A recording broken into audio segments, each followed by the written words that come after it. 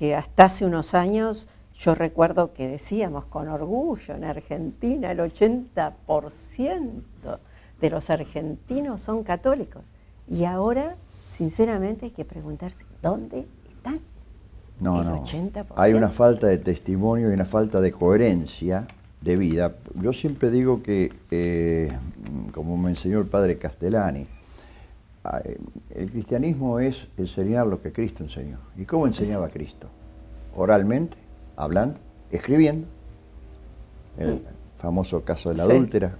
En la arena. En la arena.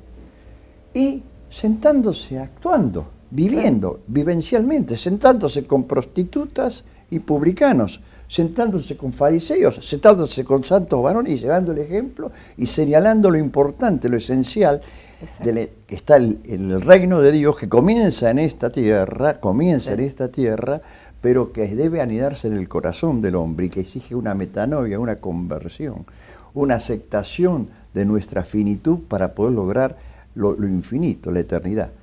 Y el amor, Dios se definió como camino, vida y amor. En el Antiguo Testamento, Yahvé decía, yo soy. ¿Quién eres tú? Yo soy. En arameo, el que era, es y será. Sí. Jesús, yo soy camino, verdad y vida. ¿Qué niega el relativismo en sí? La que verdad. pueda acertarse la verdad con minúscula. Exacto. De esa manera imposibilita llegar a la verdad con mayúsculas, que el hombre se plantee la trascendencia. Sí. Esto es lo grave que estaba pasando, lo terrible. Usted sabe que por internet, ahora que usted dice esto, perdón, me entró una gacetilla de esas, y hay un colectivo en Francia, en Inglaterra, llevando chicos que dice Dios no existe. Sí. Y parece que esto pasaba en Londres, pero parece que en otras provincias ya también. Ha pasado en España, pasó en Francia y en Italia. Y el hecho de quitar el crucifijo. Los crucifijos. El Parlamento Europeo quiere eliminar, y lo logra, y va camino a plasmarlo, al cristianismo como expresión de la cultura europea. Pero esto es tan absurdo como negar. Basta recorrer Europa para ver todas las simbologías cristianas, pero basta que es incomprensible. Puede darse el caso de que Europa deje de ser cristiana, pero no puede negarse la realidad de que Europa se informó en el sentido filosófico del término con el cristianismo. Y las instituciones dependen de ese pensamiento.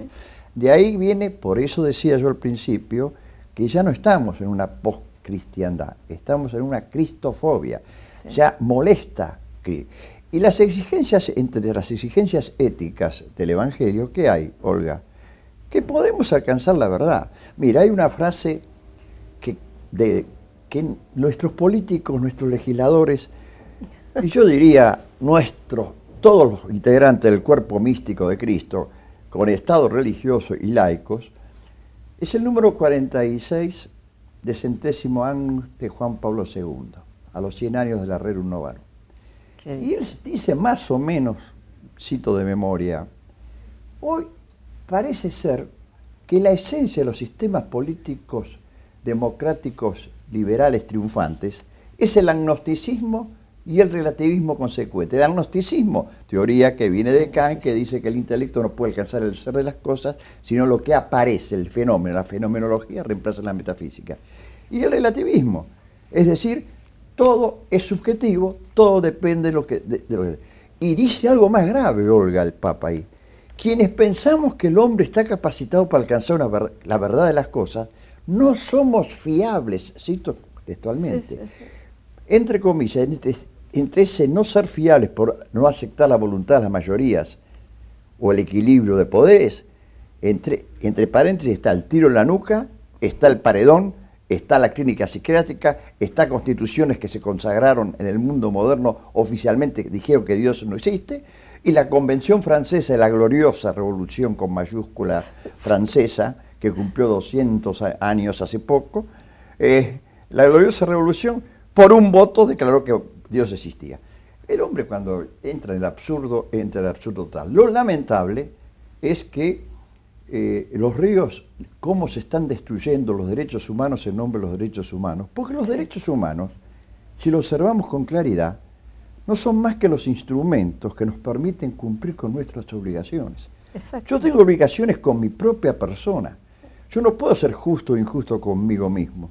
Tengo que ser justo o injusto con el otro. Es ahí que el derecho, la normatividad, tenga un contacto íntimo con el plano ético. Exacto. Que es lo que se rechaza. Sí. Si no hay valores absolutos, no hay una ética natural. Entonces cada uno hace lo que quiere. Claro, estamos en lo que me gusta, pero no en lo que estoy obligado a hacer por el deber del derecho que me asiste y que me protege. Porque uno cuando escucha hablar de tantos derechos, estamos escuchando solamente lo que me gusta, pero no lo que debo hacer, no mi obligación. El deber ser ha sido Claro, suplantado quedo por exclusivamente al placer. tener. Sí, tener y placer. Valés por lo que tenés. Exacto. Y si Qué un horror. deber ser le sacamos el ser, ¿en qué fundamento el deber? Y lo peor de todo que dicen que somos los católicos, que somos así. Pero fíjese que yo bajé de internet lo que decía Cicerón. Sí. ¿No? Sí. Decía, el universo entero ha sido sometido a un solo amo, a un solo rey supremo, el Dios todopoderoso que ha meditado y sancionado esta ley. Desconocerla es huirse a sí mismo, renegar de su naturaleza y por ello mismo padecer los castigos más crueles, aunque escapara a los suplicios impuestos por los hombres. Lo decía Cicerón, y ¿sabe cuando leí esto lo que me hizo acordar? Lo que no hace mucho decía Benedicto XVI, que cuando el hombre se deja tomar por el relativismo, lo más grave es que sale de sí mismo también, deja de encontrarse. ¿No es cierto? Y a eso la soledad del hombre. Usted que nos citó hablaba. a Cicerón. Yo soy profesor de filosofía del derecho. Ah, bueno. No es casualidad, sino causalidad, Sí, ya lo que creo. después de Aristóteles, Santo Tomás, quien más cite sea Cicerón. Cicerón llega a decir que quien elabora un derecho que no contemple la realidad de la persona humana es un necio, es un estúpido. Imagínese la opinión de Cicerón que tendría frente a nuestro Congreso, a nuestros legisladores. Bueno, es obvio. Pero acá lo terrible es, en un pluralismo, en un sano pluralismo, admito que alguien quiera sostener un relativismo, pero vamos a cambiar ideas. No, Exacto. por eso el Papa habla de dictadura. Claro, no se permite la opinión del No otro. se permite. Y más. Y por decreto no se permite. Más, pasamos a lo que se ha llamado muy bien relativismo agresivo. Exacto. Nosotros, Sí. su programa, nosotros que creemos en los dogmas de la Iglesia, somos intolerantes, somos fundamentalistas. Sí. Yo digo, claro que soy un fundamentalista. Un hombre sin fundamentos se cae. Yo mido 1,83. Si calzada 22, pierdo el equilibrio y me caigo. Hay Yo que tengo ser fundamento. Y el Evangelio, duele escucharlo en cristiano, desde el Evangelio del domingo. El que no edifica sobre roca, Sí, y sí. compara con el que edifica sobre la arena. ¿Qué es lo que pasa? Se cae.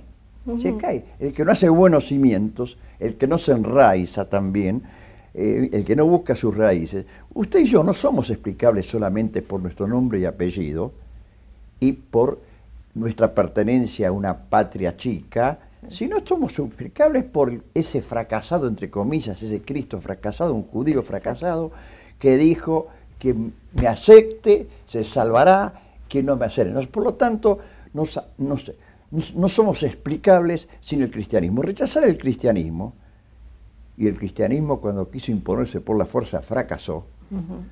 Jesús dijo, id enseñad, mira el respeto de Dios a la criatura, id enseñad y después bautizad en nombre del Padre, del Hijo y del Espíritu Santo.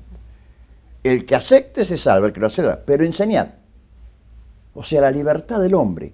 Por eso, para conocer a Dios, decía Santo Tomás de Aquino que de esto algo sabía, para conocer a Dios hay que conocer lo que es el hombre. ¿Por qué?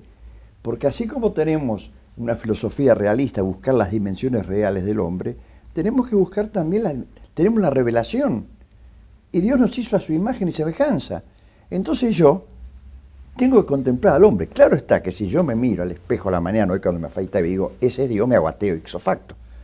Pero el hombre más lindo del mundo el más pintón, el que le gusta a mis hijas, Antonio Banderas, Brad Pitt y todo, el que más le gusta, tiene que decir lo mismo que yo, si dice, cuando se afeita y dice, ese es Dios. ¿Por qué? Porque nosotros cerramos los ojos y sabemos aquello que Dios y yo y mi conciencia sabemos, aquellos pensamientos. Sabiamente decía la Constitución liberal, católica liberal del 53, las acciones privadas de los hombres están exentas de la voluntad de los magistrados y libradas al juicio de Dios, sabiamente. Por eso, y redondeándole, porque sé que en televisión el tiempo es oro, redondeándole, ¿cuál es la actitud que tenemos que adoptar como católicos frente a esta circunstancia? En primer lugar, adoptar la actitud de decir la verdad, no tener miedo de decir la verdad. Usted con su campaña a favor de la vida está enfrentando una cultura de la muerte. Y nosotros somos cultores de la vida, los otros son cultores de la muerte. Nosotros defendemos la vida y ellos son asesinos. Entonces, odiando al error y con los brazos abiertos para el que erra, siempre es la actitud de Cristo, el Evangelio del domingo.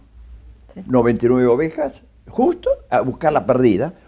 Pero eso no significa que dejo sacrificar las 99. El poner la otra mejilla de Dios, que me pide a mí, me lo pide en lo personal y lo haré. Sí. Lo haré. Pero nadie va a tocar a mis hijas, más pervertir a mis hijas, nadie va gratuitamente, porque eso no me lo exige Dios. Estaría cumpliendo con los mandatos que yo soy un mero instrumento que usó Dios junto en su voluntad para que traer seres humanos al mundo. Doctor, ¿a usted no le parece que esta dictadura que estamos observando en los últimos tiempos del relativismo, que quedó claro con su explicación, que aleja al hombre de razonar, ¿no es cierto? Lo aleja, lo divide porque necesita que el hombre no piense, ¿no es cierto? Y en esto están comprometidos todos, hay propaganda y de todo.